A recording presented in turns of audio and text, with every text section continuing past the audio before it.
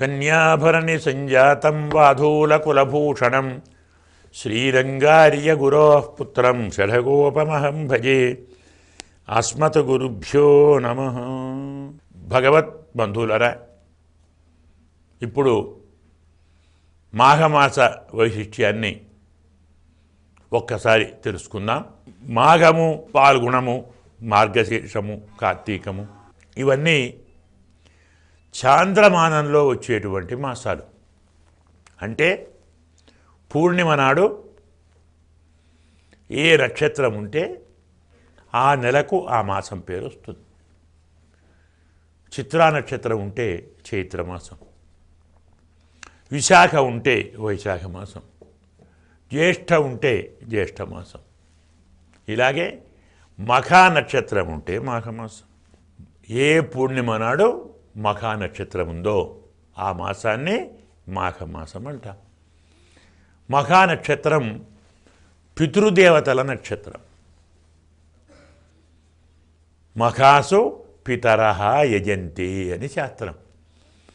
మఖా నక్షత్రంలో పితృదేవతలను ఆరాధించాలి అని శాస్త్రం. ఇక కొంచెం శాస్త్రంలోకి వెళితే మఘ శబ్దం మాఘ అయింది, కానీ పరమార్థం కొంచెం జాగ్రత్తగా విడదీస్తే మా అఘ. అఘ అంటే పాపం, మా అంటే లేనిది, పాపాన్ని పోగొట్టేది. మాఘమాసం అంటే పాపాన్ని పోగొట్టేది. మాఘమాసంలోని ప్రత్యేకత ఏమిటంటే స్నానం. మాఘ స్నానం విశిష్యతే. మాఘమాసంలో నర్మదా స్నానం, గంగా స్నానం, కావేరీ స్నానం, గోదావరి స్నానం, యమునా స్నానం, ఇలా పుణ్యనదులలో స్నానం చేయటం సర్వప్రధానం. ఇతర మాసాల్లో చేసేటువంటి అఖిల దానముల కంటే మాఘ స్నానం విశేషం. తర్పణం కంటే, దానం కంటే, యజ్ఞం కంటే, ఆరాధన కంటే, అర్చన కంటే, అన్ని పుణ్యకార్యాల కంటే మాఘ స్నానం విశిష్యతే.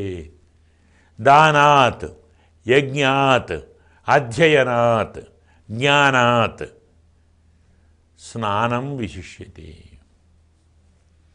మాఘమాసంలో స్నానం చేయటం 1,00,000 అశ్వమేధాలతో సమానం, 1,000 వాజపేయాలతో సమానం, 100 పుండరీకాలతో సమానం.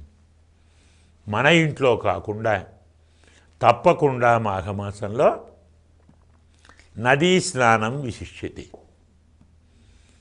వీలు లేదు, పాతలో ఇంటి ముందర బావి ఉండేది, చేదబావి, అవి చేదుకొని చేయమన్నాడు.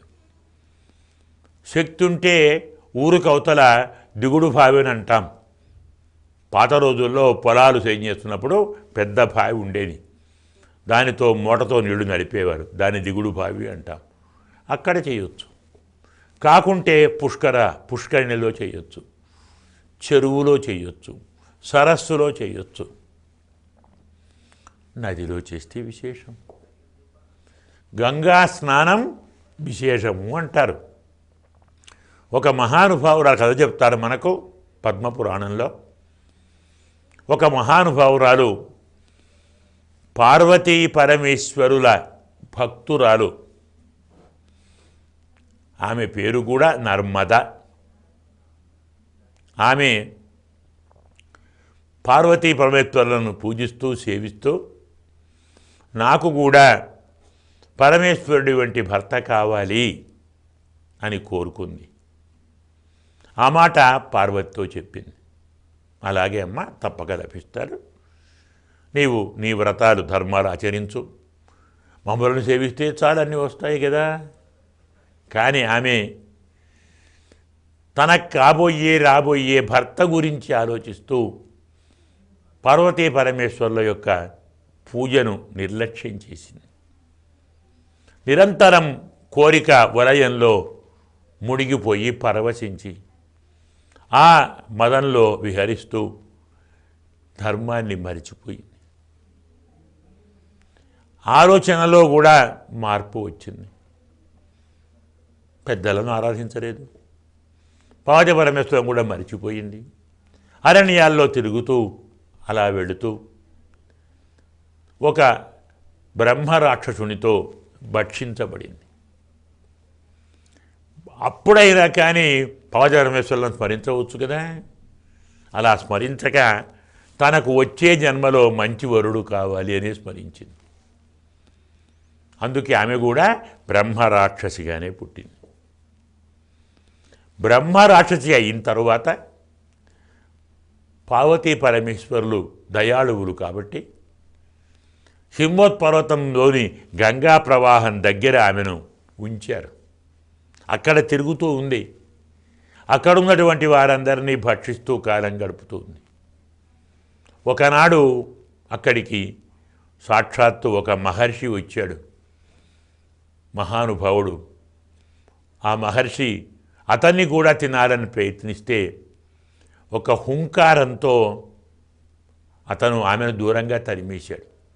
నువ్వెవరయ్యా, నన్ను ధిక్కరించావు అంటే నేను మహర్షిని, తపోనిష్ఠుణ్ణి, నా దగ్గర నీ వేషాలు సాగవు. అయినా నువ్వెవరో తెలియదా, పార్వతీ పరమేశ్వరుల భక్తురాలవు కాదా? వరుడు కావాలనే కోరికతో ధర్మాన్ని తప్పి బ్రహ్మరాక్షసునితో భక్షించబడి నీకు ఈ జన్మ వచ్చింది, గుర్తుందా? ఒక్కసారి గుర్తొచ్చింది. అవును స్వామి, ఎలా నా పాపం పోవాలి? చాలా పాపం చేశాను. అంటే పక్కనే గంగ ఉంది, పాపం ఎలా పోవాలంటున్నావా? నీ అదృష్టం బాగుండి మాఘమాసం వచ్చేసింది. రేపటి నుంచి మాఘమాసం. ఈ మాఘమాసం నెల రోజులు ఆ నదిలో స్నానం చెయ్యి. గంగా జలంతో నీ శరీరాన్ని పావనం చేసుకో. తర్పణాదులు చెయ్యి. పార్వతీ పరమేశ్వరుల నిష్దైవాన్ని ఆరాధించు. శాపం పోతుంది.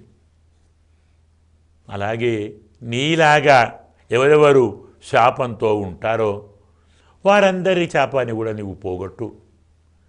మనం బాగుపడటం కాదు, ఇతరులను బాగు చేయటం మానవత్వానికి వన్నె తెస్తుంది. ప్రతివాడు తనను తాను బాగు చేసుకుంటాడు, కనీసం బాగు చేసుకోవాలి అనుకుంటాడు. తప్పు కాదు, అధర్మము కాదు. కానీ వీరున్నవారు, శక్తి ఉన్నవాళ్ళు తాను బాగుపడుతూ తాను లాంటి వారిని మరికొందరిని బాగు చేయాలి. అందుకే నీవు కూడా ఇలాగే చెయ్యి అని చెప్తే ఈ మహానుభావురాలు అందులో నెల రోజులు స్నానం చేసి బ్రహ్మరాక్షసీత్వాన్ని పోగొట్టుకుంది. మళ్ళీ పార్వతీ పరమేశ్వరుల ఆరాధనలో మునిగింది. అప్పటి నుంచి ప్రతి మాఘమాసంలో నెల రోజులు వచ్చి హిమవత్ ఉన్నటువంటి గంగలో స్నానం చేస్తూ నెల రోజులు అలా గడుపుతూనే ఉంది. ఇలా సంవత్సరాలు గడిచాయి.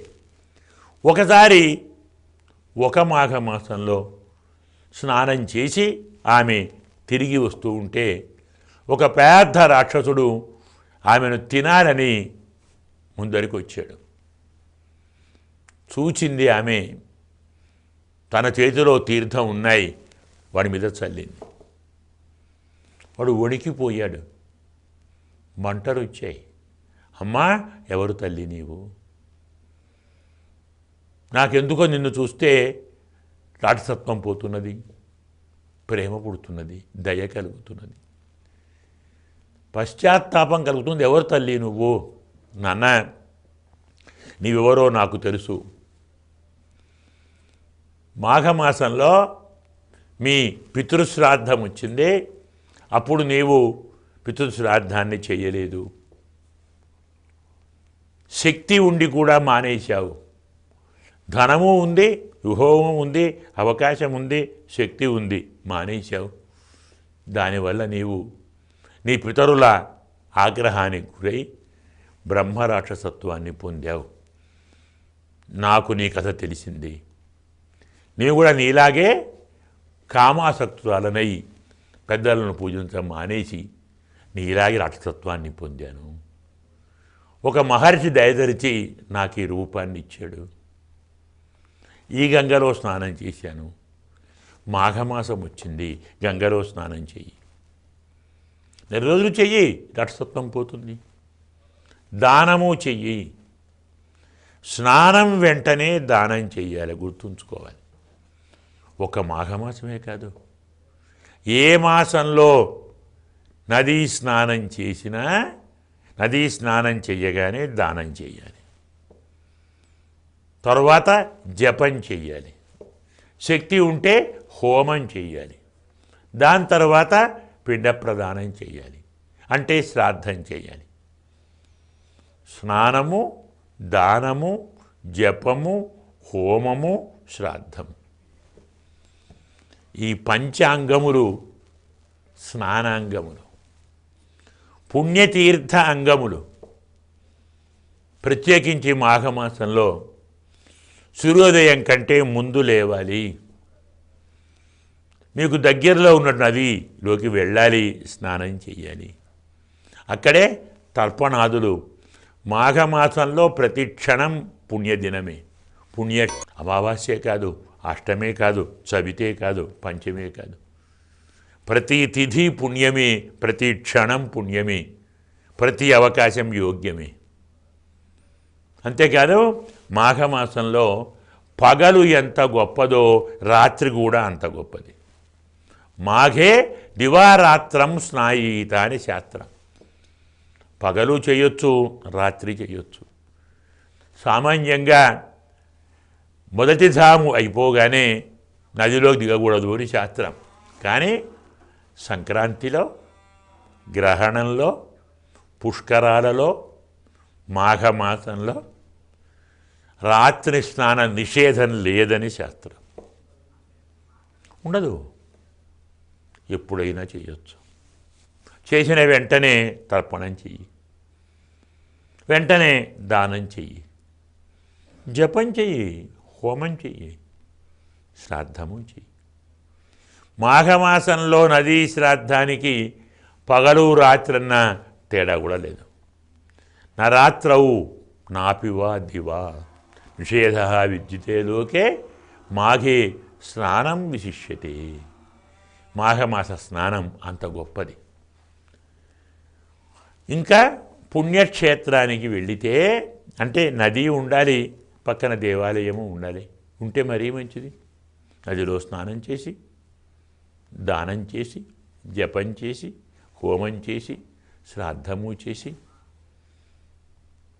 ఉత్తమ వస్త్రాలు ధరించి పక్కనే ఉన్న దేవాలయానికి వెళ్ళి స్వామిని సేవించండి. తీర్థం, క్షేత్రం రెండు ఉంటాయి. మనకు తీర్థాలు కూడా దేవతీర్థాలు, మానవ తీర్థాలు, ఆసుర తీర్థాలు మనం చెప్పుకుంటాం. ఋషి తీర్థాలు, దేవ, మానవ, ఆసుర, ఋషి. అంటే దేవతలు ఏర్పరిచింది దేవతీర్థం, మానవులు ఏర్పరిచింది మానవ తీర్థం, ఋషులు ఏర్పరిచేది ఆర్షతీర్థం, తర్వాత రాక్షస తీర్థం. తీర్థాలు 4 రకాలు. దేవతీర్థాల కంటే గొప్పవి మానవ తీర్థాలు, వాటికంటే గొప్పవి ఆసుర తీర్థాలు, వారికంటే గొప్పవి ఋషి తీర్థాలు. అంటే ఋషులు ఏ తీరంలో మనకు తపస్సు చేస్తారో అవి ఋషి తీర్థాలు. అగస్త్య మహర్షి, వశిష్ఠ మహర్షి, దూర్వాస మహర్షి, కశ్యపుడు, భరద్వాజుడు, అత్రి, ఆంగీరసుడు, గౌతముడు. మనం చూసాం కదా, గౌతమ మహర్షే గోదావరిని తెప్పించాడు. అందుకే గోదావరి ఋషి తీర్థం. అంతేకాదు గంగా ఉంది. గంగా అనేటువంటిది త్రైమూర్తికం అంటారు. ఎందుకో బ్రహ్మ యొక్క పాపాన్ని పోగొట్టడానికి శంకరుడు భూమిని కమండలం చేసి సగర జలాన్ని అందులో చేర్చి బ్రహ్మకి ఇచ్చాడు. బ్రహ్మగారు ఆ కమండలు జలంతో వామనావతారంలో త్రివిక్రముడు కాలు పైకి చాస్తే ఆ జలాన్ని ఆ పాదంతో కడిగాడు. బ్రహ్మ కడిగిన పాదం అంటాం కదా, ఆ జలమే మళ్ళీ శంకరుడు తన శిరస్సును ధరించాడు. అంటే గంగా నదికి బ్రహ్మ, రుద్రుడు, విష్ణువు, అది త్రైమూర్తికం. త్రిదేవత్యం అంటారు, త్రిదైవత్యం. త్రిమూర్తులు ఏర్పడినది గంగా నది, చాలా గొప్పది. అందుకే గంగా గంగేతి యోజప్యాత్ అనే శాస్త్రం. 100 యోజనాల దూరంలో ఉన్నా మనం గంగా అన్నామంటే అన్ని పాపాలు పోతాయి. కాబట్టి మాఘమాసంలో గంగా, గంగేచ యమునే చైవ గోదావరి సరస్వతి నర్మదా సింధు కావేరి, ఈ నదులలో ఇలా వెళ్ళొచ్చు. స్నానం చేయండి. స్నానం చెయ్యటానికి వీలు లేకుంటే, శక్తి లేకుంటే, మీ ఇంటికి కాకుండా పక్క ఇంటి దగ్గర బావి ఉంటే పోయి బావిలో చేయండి, చెరువులో చేయండి, సరస్సులో చేయండి. మాఘమాస స్నానం కోటి దానాల కంటే గొప్పది, శతకోటి యజ్ఞాల కంటే గొప్పది. పుణ్యతీర్థ నదీ స్నానం మాఘే దుర్లభతమం మన్యే అంటాడు బ్రహ్మదేవుడు. మాఘమాసంలో పుణ్యతీర్థ స్నానము చాలా దుర్లభము. అందులో సంగమం ఉంది, ప్రయాగ. 2 నదులు గలది మరీ గొప్పది, 3 ఇంకా గొప్పది, అందులో ఎక్కువ మరీ గొప్పది. మనకు దేవప్రయాగ, రుద్రప్రయాగ, కరణప్రయాగ అంటుంటాం కదా, అవన్నీ సంగమాలే. ఎక్కడ నదీ సంగమం ఉంటుందో అక్కడ స్నానం మరీ విశేషం. దానము చేయండి. వస్త్రాలు, ధాన్యాలు ఏముంటవి, ఏవి లేవు, త్వచిదళం ఇవ్వండి, ఓ పండు ఇవ్వండి, ఓ గంధం ఇవ్వండి. ఎంత ఇచ్చామని కాదు, ఇయ్యటం కావాలి. ఎంత చేశామని కాదు, చేయటం కావాలి. మీరు స్నానం చెయ్యటం కంటే మీరు స్నానానికి వెళుతూ మీ వెంట ఒకరినో ఇద్దరినో తీసుకొని వెళ్ళి వారితో కూడా స్నానం చేయించండి. మాఘమాసంలో మీతో పాటు మరొకరిని స్నానం చేయిస్తే మీకు కోటి అశ్వమేధ యజ్ఞ ఫలితం లభిస్తుంది. స్వయం స్నాత్వా ఫలం లభేత, ఎలాగో ఉంది. మీరు స్నానం చేస్తే ఫలితం వస్తుంది. పక్కవారితో చేయించండి, మరీ ఫలితం వస్తుంది. పక్కవారితో దానం చేయించండి, ఇంకా ఫలితం వస్తుంది. స్నానం చేయలేని వాళ్ళు, కాళ్ళు లేని వాళ్ళు ఉంటారు, వాళ్ళని ఎత్తుకొని వెళ్ళి స్నానం చేయించండి. కొందరు వెళ్ళాలంటే డబ్బులు ఉండవు, వారికి ధనమిచ్చి యాత్ర చేయించే పని చేయండి. లేదు, వారిని మీ వెంట మీ డబ్బుతో తీసుకొని వెళ్ళండి. దానం చేయలేరు, మీ వస్త్రాలు వారికి దానం చేయండి. వారు అందులో సగం ఇంకొకరికి ఇస్తారు.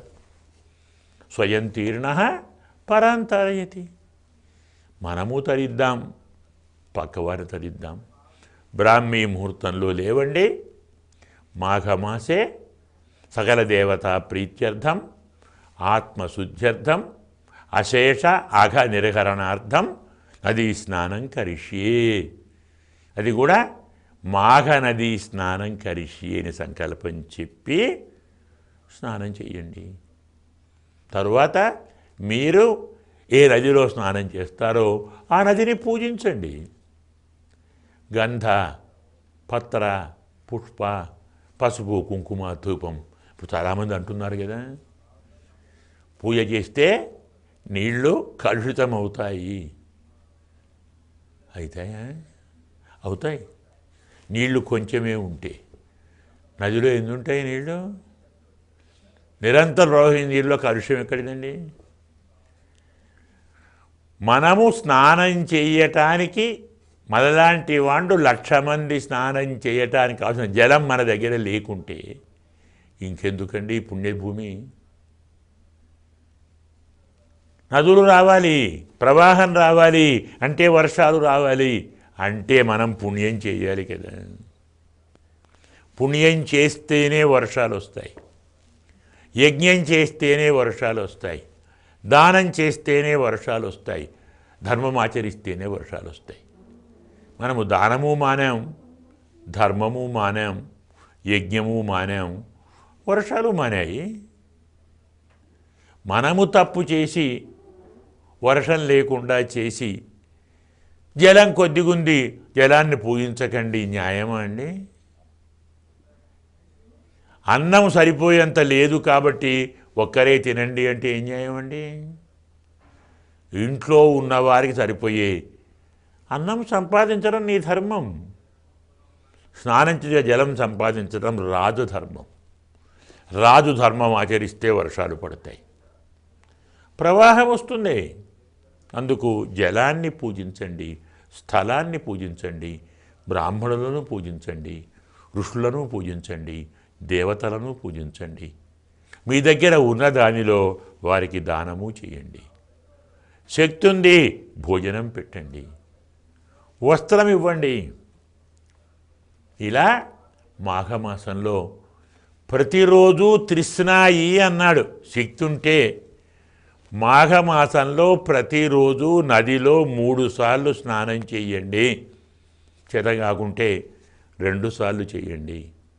చేత కాదా ఒక్కసారి చేయండి. అది వీలు లేదా? చేయలేరా?